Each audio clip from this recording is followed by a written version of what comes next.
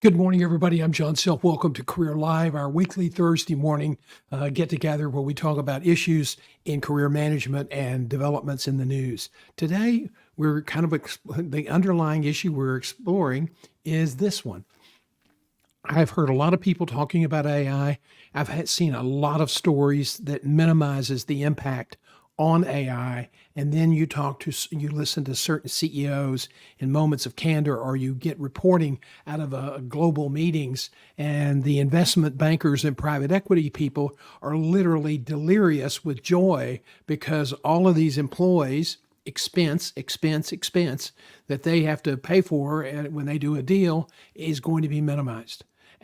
Mark Cuban came on Bloomberg and said between 5 and 10 million people in the next 6 to 7 years. That's an enormous number of people, particularly if that's a number of people whose skills will be no longer relevant, and yet they have not. What are we going to train them to do?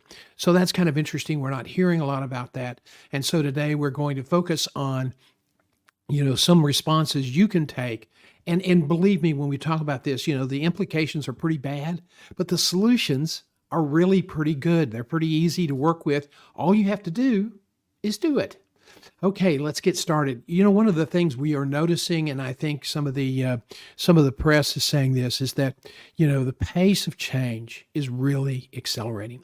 The timelines used to be 30 years, then they were kind of 20 years, and there were 15 years and 10 years and 5 years, and I think we're getting ready to go to 2 years. Somebody said that the amount of medical knowledge is almost doubles every 5 to 7 years. How do people keep up with that? So the pace of change is changing. Pace of change is changing. It's accelerating, and ignoring this career management shift is a dangerous proposition. However, the solution is not rocket science. I think this is. I can't find any. I find a lot of news stories that say, nope, it's not going to be that bad. Everybody's panicking. This is not really going to take a lot of jobs. But a lot of people who are entrepreneurs, a lot of big CEOs who see this coming, they're not being forthright. And that's a big question. Why are they not being forthright? It amazes me that proposition. It's almost like a hear no evil, see no evil. Now, who's not being forthright? Well, let's just look at a cast of characters. The President of the United States, Joe Biden, is not really talking about the great disruption. Why? Because it's not politically advantageous for his situation. Tim Cook's not talking about it, and he runs one of the most profitable companies in the country, probably number 2 behind Microsoft globally. The other presidential candidate, Donald Trump, probably doesn't know a lot about this whole issue altogether, and so that's not reassuring. Jesse up at Amazon, he's not saying too much, although he is laying off people. Satya Nadella from Microsoft, they have an ongoing stream of layoffs. He's not saying too much, and yet he's a big investor in OpenAI. David Solomon at Goldman Sachs, not saying too much. Why? Because he doesn't want to roil the markets, because he doesn't want to create a panic. And the same is for Jamie Dimon, who's a very smart guy by all accounts, but he is extremely neutral, very bland in what he says on TV and in written interviews. Nobody wants to talk about this. We don't hear any evil. We don't see any evil, and we are certainly not going to stir anything up by talking about the potential for a pretty catastrophic setback in the jobs force. Now, there are going to be some jobs that won't be impacted, and you're hearing about that, and that's primarily what you are hearing about. But just like the demise of manufacturing, just like the demise of the coal mining, steel production, the old traditional big plants, big steel mills, that's just not. It's happening. So the best sort of metaphor I can give you for that is we've got a nice big pot of water on the stove, and we have it at a very low temperature. It's kind of warm. And we put the frog in it, and the frog goes, hey, hot tub, this is pretty great. And then we slowly turn up the heat, and before you know it, the frog is an appetizer. This is kind of what's happening. It kind of is what happened to the people in Appalachia. And if you know anything about that area, it was never a wealthy part of this country. But the people did have jobs, and they were able to eke out a living, where they were able to have a car, where they were able to have, if they were really smart, they were able to take good care of their kids and maybe have a toy or two, a boat, or maybe a place to go fishing. Not anymore. I mean, the unemployment devastated that region. People who just had great pride. They worked hard. They might not have been the smartest people in the world in terms of academics, but they had a lot of common sense and they had a lot of pride. And when that was taken away from them, we saw a lot of drug addiction, alcoholism, and suicide. And why did that happen? Because we did not talk about it. We did not interdict ourselves in a proactive way to say, okay, we got to try to help figure this out. We're here to help you. And that's caused a great, political shift in this country. Now, the problem, according to Mark Cuban, is some of these jobs, some of these skill sets that people have aren't translatable into new AI world, and there's not a lot we can do to train them to do other types of work because so much of that entry-level data management, EA type of work will be done by machine. Even recruiters, for goodness sake, a lot of the work they did in the past for sourcing out candidates now is going to be handled by automation because it's faster and cheaper. But these are the jobs that it's really not going to have a impact on. So if you are in a high impact area, now is the time, because the government's not going to come down and say, you guys are about ready to get screwed. So here's what we would like to encourage you to do. Become a healthcare, home care aide. There's a huge shortage. Nurses, huge shortages. Move into if you have a talent for any number of things, move into a creative and artistic field that cannot be replicated. The trades, plumbers, carpenters, there's houses to be built, roads to be built if they'll continue to fund the infrastructure. There's so many things that have to be built in this country because we're slowly hollowing out from the inside. So that will be an area that continues. Academia, education, and training, those will be all points that will have some level of full employment. Now, some of the training, like online training, will be done by very sophisticated bots. And once I'm no longer on this earth, mine will probably be replaced with a bot, and people will say, "Well, that was an improvement." So that's an area where we're all kind of watching very carefully. Personal care, business management, sports, fitness, and recreational issues. Those are all going to be jobs that are not affected. The environment, agriculture, and conservation, jobs that will be available. Public services and community work, utilities, religion, ethics and philosophy, media and communication, food and beverage. Yes, there's some restaurants experimenting with robots in certain areas like doing French fries, but we're still a long way for that kitchens to be totally automated. So these are things that you can look to now. If you have an interest in any of these areas, start doing your homework now. Don't wait until it's too late and you're behind the eight ball. Be proactive. If you are doing a job that the computer can do and it can, now is the time to make a change. Now is the time to restructure your career to avoid that problem. Now, here's what happens for the people up the stream in the management executive fields. As we automate more, machines require less oversight. And so you're going to have fewer management and executive positions. We already have a surplus today of too many executive and management positions. That's why the time to hire for candidates has crept up from 4 to 6 months, 4 to 8 months. Now it's 18 to 14 months on average. So, as I've said, if you are in a situation where it's just not working for you, now is the time to stop. Now is the time. Don't get caught playing musical chairs. Remember that wonderful game we used to play? I remember I never had played it before until I was at a church Sunday night youth meeting, and we were playing, for the little kids were playing musical chairs, and it was quite funny to watch how they as you got fewer chairs, and there were always more kids making the circle as somebody played the piano, and everybody was eyeing their chair. Don't wait till it gets to that point. Carve out your place now. If you are in an exposed position, now is the time to act. And if you are in an executive position, now is the time to be more focused on your career.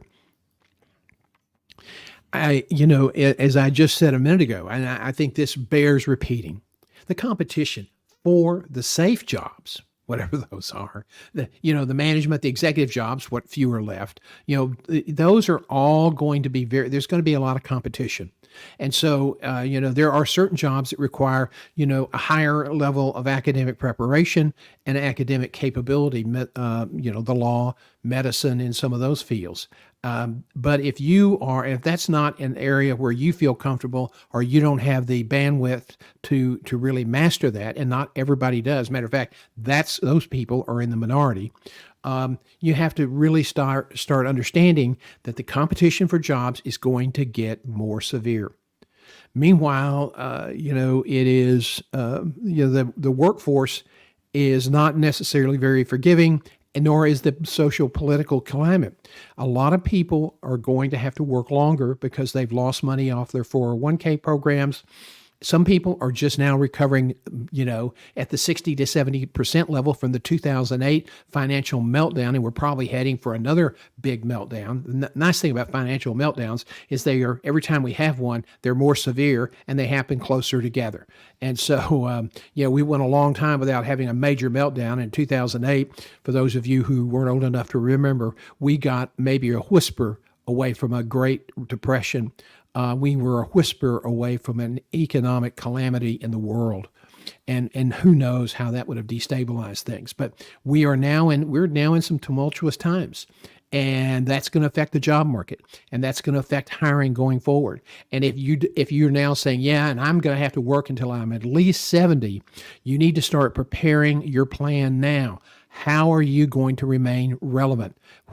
How are you going to keep your skills up to date?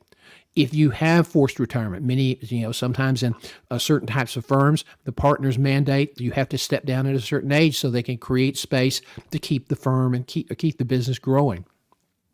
What will you do? And you've got to start thinking about these things now. Oh, I've got plenty of money. I'm just going to play golf.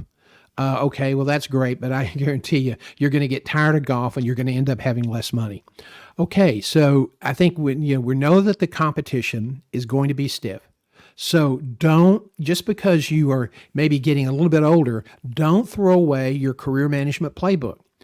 Feeling safe and secure in this market is a really, really bad idea. Why is that? Well, I think, again, the country has a debt problem. We have a real addiction for spending more money than we take in. And we have a real addiction to not really being truthful with the American people about what the consequences are. Do you realize that today the interest on our national debt exceeds what we invest in the Pentagon? I never thought that was possible. That is going to have an impact downstream on the job market. So please pay attention to those things. And I think it's really an important thing that you just have to factor in. And we're going to talk about that today. I think one of the solution, people say, well, what is the solution? I love the quote from Steve, the comedian. Every time I come up with his name, I go blank. He was a crazy comedian, and he's always asked, how do you become successful in show business? And he said, the answer is really easy, but it's not the answer people want to hear. Well, the answer for you is really easy. It's just the one you don't want to hear. You want to go to work, you want to make money, you want to take care of your family, and that's the extent of it.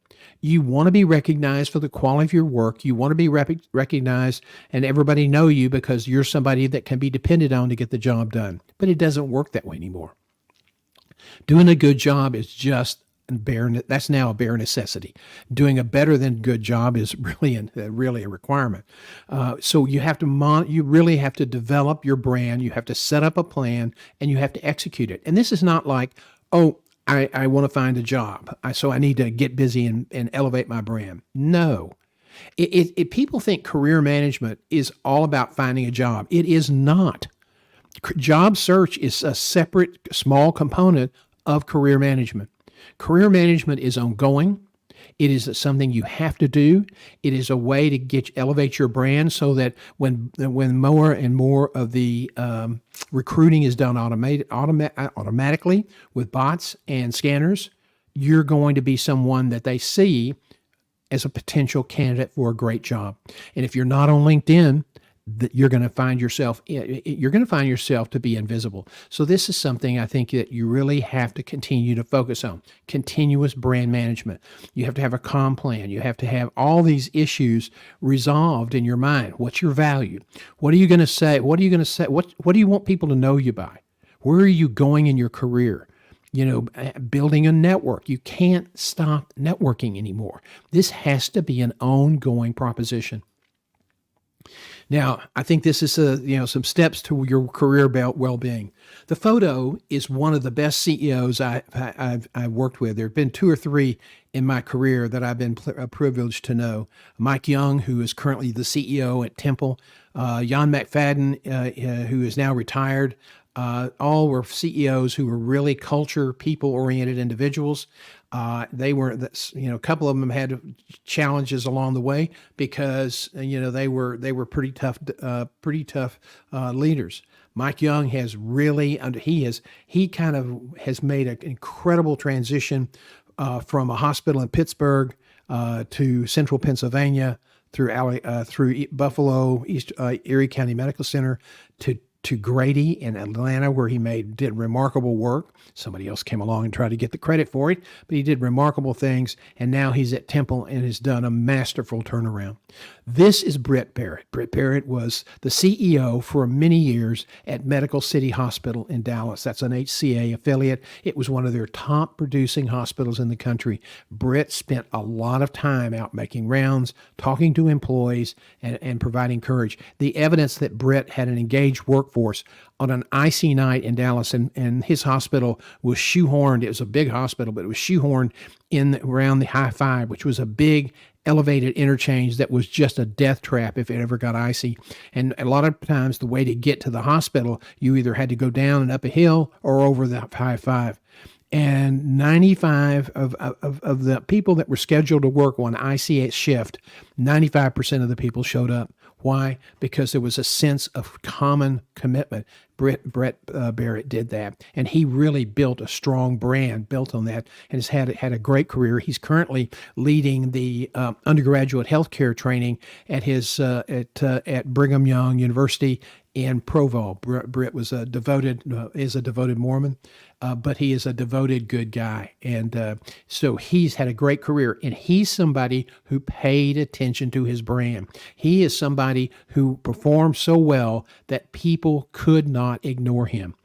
He was able to do things that other CEOs couldn't do because Britt built up incredible capital for taking chances that weren't really chances in his mind, but he delivered.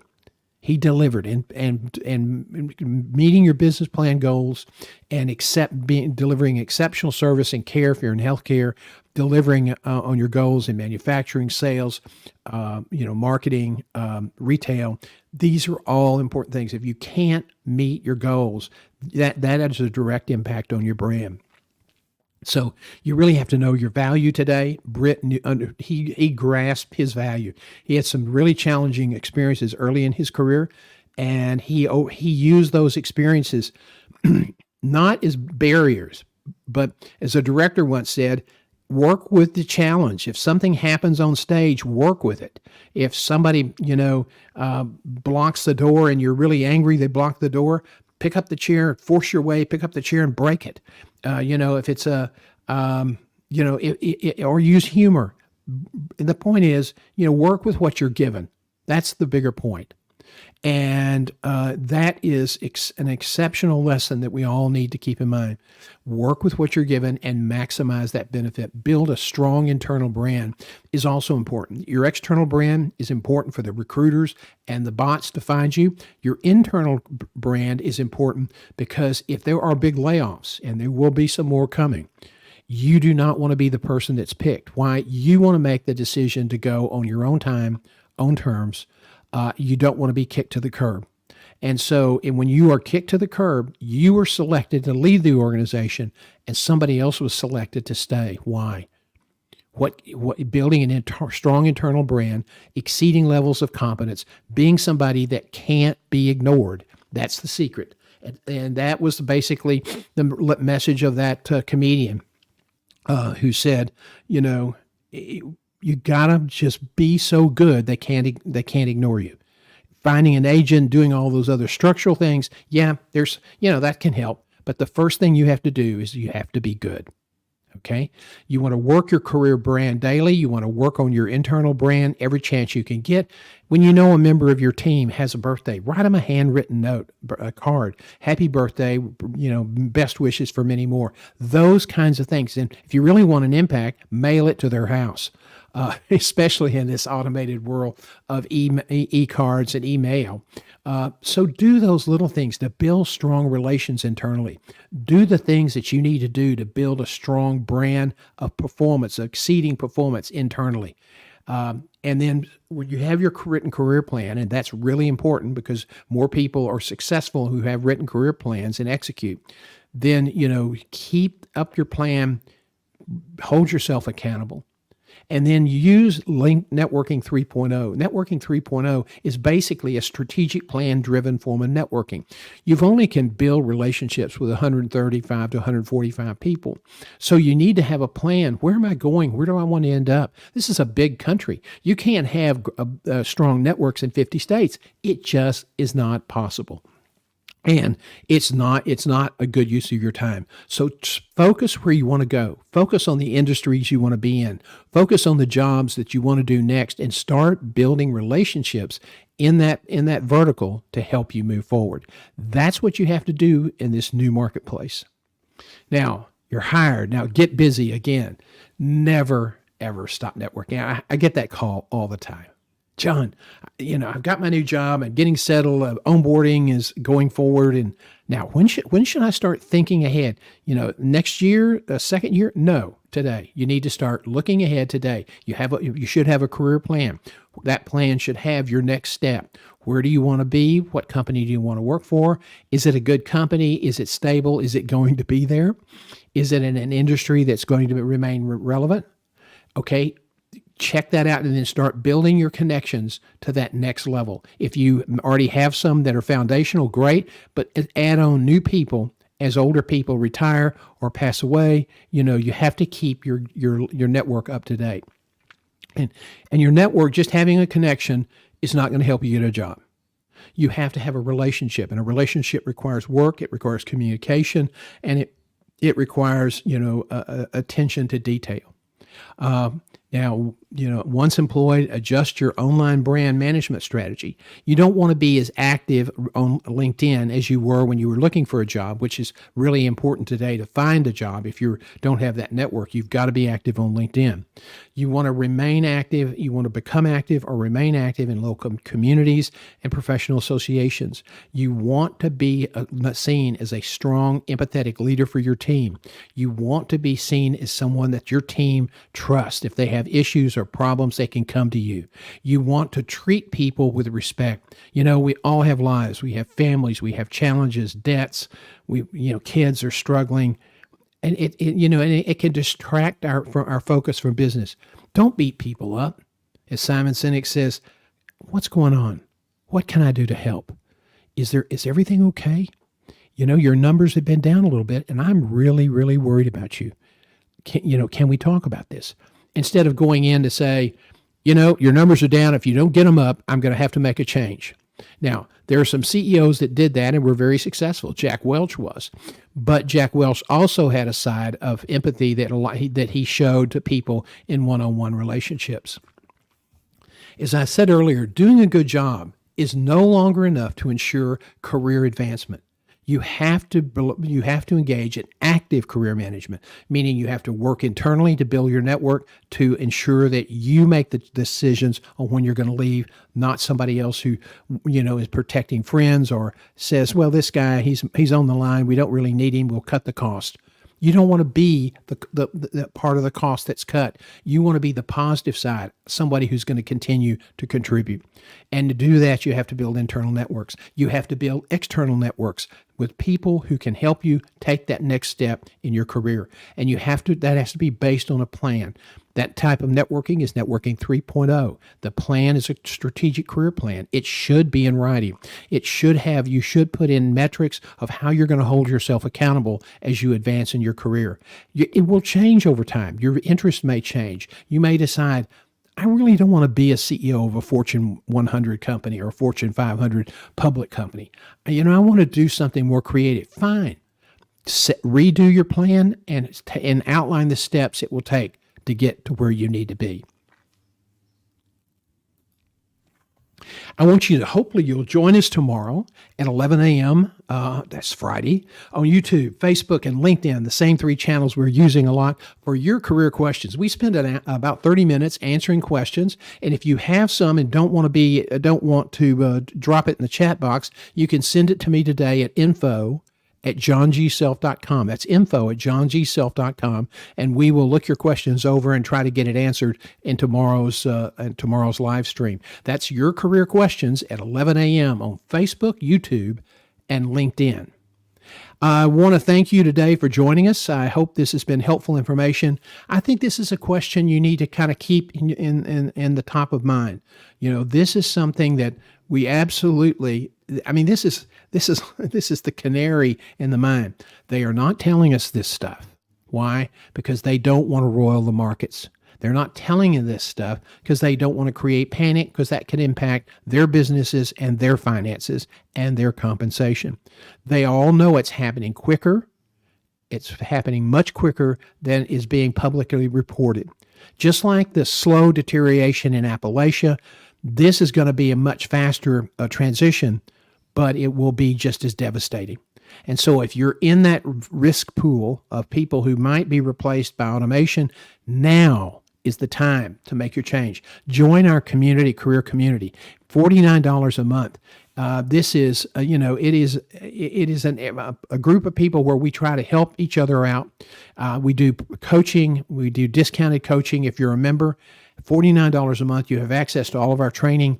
We'll answer your questions whenever those come up, and we'll help you make a career transition. I've made 4 transitions in my career, and they've all been successful, so I have a little bit of expertise in that area, and I'm happy to answer your questions. So I appreciate you being with us today. And we're about out of time, and so I'm going to tell you all, have a great weekend. Watch for funny photos on Friday about 2:30 or 3. Our newest version of the newsletter is out. I think you'll find that of interest. There's a remarkable chart there that shows exactly what's happening in the management and the executive hiring segment. And there's also an interesting story about how scammers are taking advantage of tech-savvy college graduates who are trying to find a job, and they're scamming them out of money or information in that process. They've set up bogus jobs. Okay, I've enjoyed being with you today. I hope this information was helpful, and we will see you we'll see you tomorrow morning for your career questions. Cheers, everyone.